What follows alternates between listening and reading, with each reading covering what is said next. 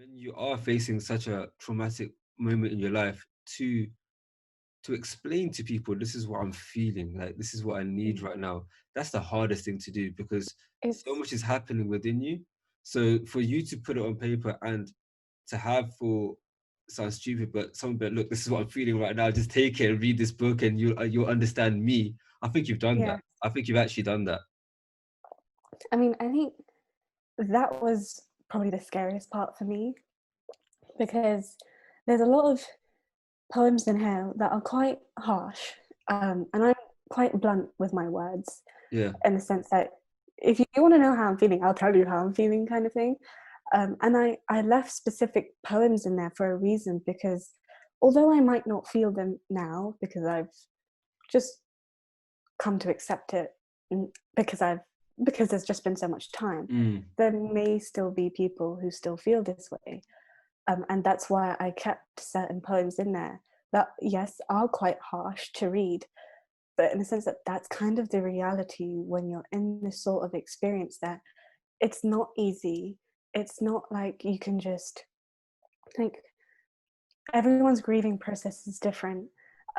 Everyone comes to terms with change different, in different ways, and we shouldn't compare. And Mm. I remember feeling that way, like with my sisters, and them just maybe they were just able to understand things better, and I wasn't. I was just more angry Mm. because I was just like, well, I don't like what's happened, um, and that's it. I'm not going to accept it, um, and I think that's probably why it took me so long to just Mm. come to terms with what happened and to just kind of be like, this is the situation now. How can we not move on but move forward? Yep. So Yeah.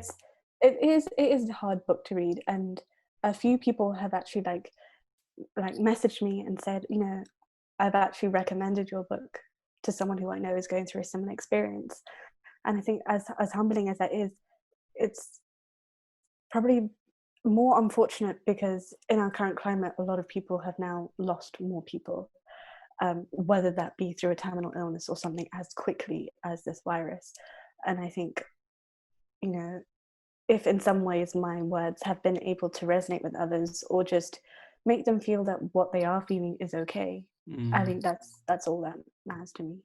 No, that's really wonderfully said, and it is true. It is really a tough time, and I think people will need a global recovery. You know, Oh when it yeah. comes to coming out of this crisis and going through it. But something that I wanted to ask you was what's next, because it felt like your purpose was to get this book out there to put your mom, which you have done, like this angel, which she feels through the book and through your process of grieving and stuff. But I think you're a wonderful writer, Thank you. and I know this book wasn't planned because obviously it came from the situation that you were in. But Yes, definitely. do you have ideas and do you have thoughts about doing this all over again? I know you've just released this book, so I know how that feels. But do you have thoughts and plans for writing other books or other pieces in the future? I've really started writing my next book. Mhm. So I started writing my next book whilst I was still publishing this one. Yeah, So I'm kind of I'm always constantly juggling loads of different things at once. I don't know why, yeah, but I feel that sometimes when you're in the writing spirit, there were a lot of poems that didn't make it to the book yeah. just because I felt that some things I felt I wanted to just keep for me, and some that I thought were not essentially relevant or didn't really go with the flow. And I think that's what I want to keep for the next book.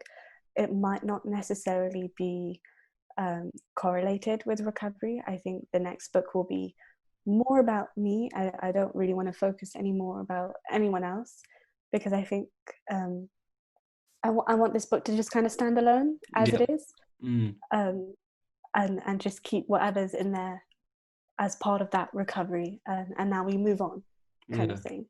So hopefully the next book will be out in about 3 years. Yeah. I've given myself 3 years, so Yeah.